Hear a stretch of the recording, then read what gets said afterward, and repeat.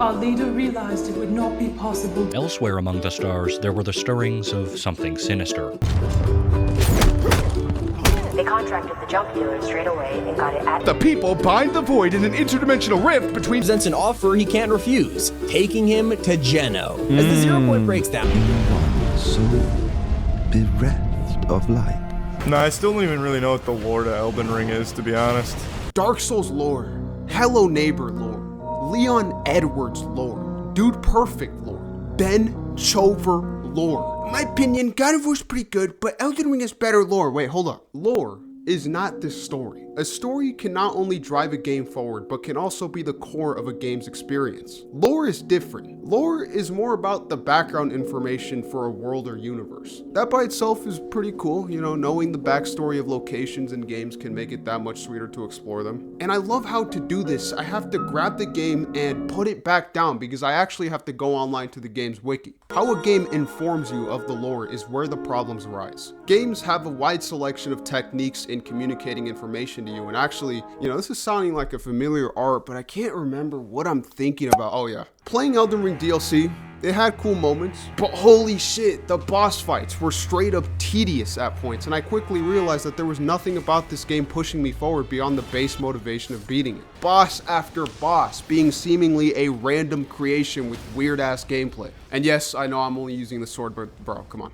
What the fuck is the point of this RPG asking? Like, this is gameplay? This is gameplay to you? Yeah, sure, bro. Official Souls games have always been praised for their rich settings and thick atmospheres. The storytelling is always described as a unique mystery where the dialogue and descriptions give you some info, but you as the player have to fill in the gaps yourself. The creator, Miyazaki, apparently drew inspiration from his experiences reading books in English, where his imagination would have to fill in for the words and phrases he didn't understand. Very, very cool, obviously.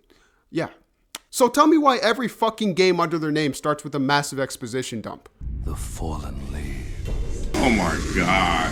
From Software does this because they want you to have, I guess, a base understanding of the story to then build on it later. But bland narration exposition doesn't just suck because it's lazy as fuck. Because it's so boring, nothing about it sticks. The only thing I can tell you about the Elden Ring cutscene is maybe describing some of the artwork, but that's it. Obviously, you need something to draw the player in. Some only need cool art design and then they can just barely compromise a small portion of their daily 9 hours of Reddit to study the wiki. But for people like me, you need some quality storytelling. I remember when Warhammer Darktide came out, people were talking about how complicated and rich the Warhammer lore was. Playing that game, it's like, I literally don't give a shit. Here you have some repetitive, bland interiors, fucking alien, fleshy enemies, I guess. I just remember thinking, damn, lore, huh? I don't like this, but I do like Halo lore. And God of War lore. See, the first time I played through God of War 2018, I really loved the story, but I was also intrigued by the future of the narrative and universe. This idea in which you put a foreign god killer like Kratos in this new version of Norse mythology and see what the hierarchy is like and what each individual god is like. Everyone today knows Norse mythology because of Marvel, and I'm sure the developers knew that, but the characters were actually well realized and interesting. And because the writing was good, I could actually look forward to what type of person Odin would be. Thor or Heimdall. Even though Ragnarok didn't do a great job in building up on that build-up and suspense, it's still worth something that I actually cared for it. Just look at Assassin's Creed Valhalla, where it's like, who cares about this? Nobody gives a shit. You need that verisimilitude, an aspect that feels real to convince you that the rest could be too. Even though the intro cutscenes in Dark Souls end and you can look at the world, it still takes you out when the characters start talking like Oblivion NPCs. Each Elden Ring boss I busted my ass to beat is pretty much just a cardboard cutout caricature. Welcome,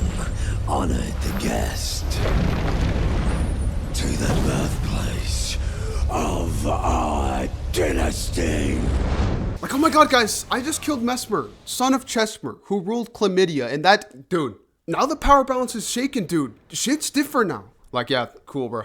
I'll just continue and try and jam my character through a bunch of relentless fucks. Unironically, I would say Five Nights at Freddy's does a good job at capturing the audience's curiosity. The sister location cutscene and the infamous Connection Terminator cutscene both have actual high quality voice acting. Five Nights at Freddy's will never show you the straight linear aspects of its storytelling, but it draws you in with greatly executed details and traces that feel real, at least within its own universe, but only before they blew it, of course. The theories and speculations are the best part of straight lore, where you feel encouraged to create your own story in a way. Dark Souls 1 has one of the corniest moments in gaming history with the final boss. The music just gives off so much secondhand embarrassment. But there are fan theories that suggest that the reason this boss is so easy is because this Gwyn guy spent so long in his cave that he actually lost his skills and you're just putting him down, which is very beautiful, but no, it's actually cute. Both Super Hot games have these ominous and nostalgic atmospheres that I've personally done a lot of thinking about. Lots of wonder with this world. But this isn't lore. This is just me liking the atmosphere. Doom Eternal has complicated lore, apparently. The story is fucking terrible. There's cute moments, but definitely one of the least impactful stories you can experience. And the game doesn't even give a shit about a narrative. The enemies literally spawn in from thin air. You got pure video game items and objectives everywhere. And the arenas are so obviously just arenas. But Warhammer has very crazy lore, guys. And we finally get to experience it with Space Marine. And oh wow, this story.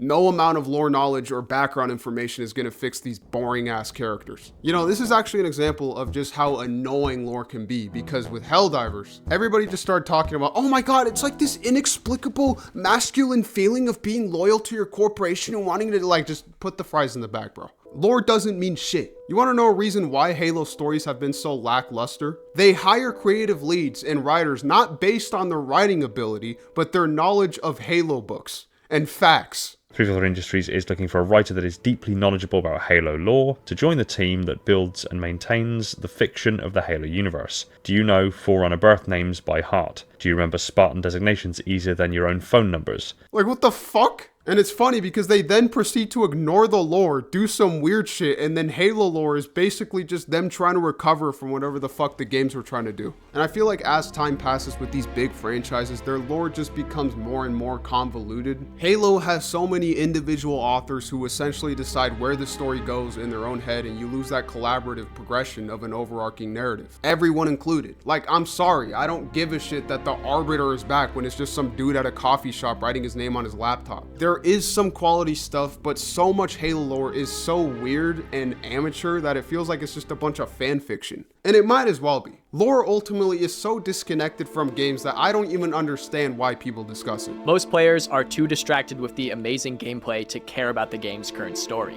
And I don't blame them. Like, yeah, whoa, dude, that's very smart, dude. But I'll tell you what, guys, I'm trying to play this game, but I only have one hand because on the other I got a laptop with the lore pulled up, and it's hard to focus on two things at once, dude. So look behind them. They both have a fade. What if Gunnar was done with the IL after losing to Jonesy in the Foundation? I mean, it probably is Gunnar, but the real question is like, do we care?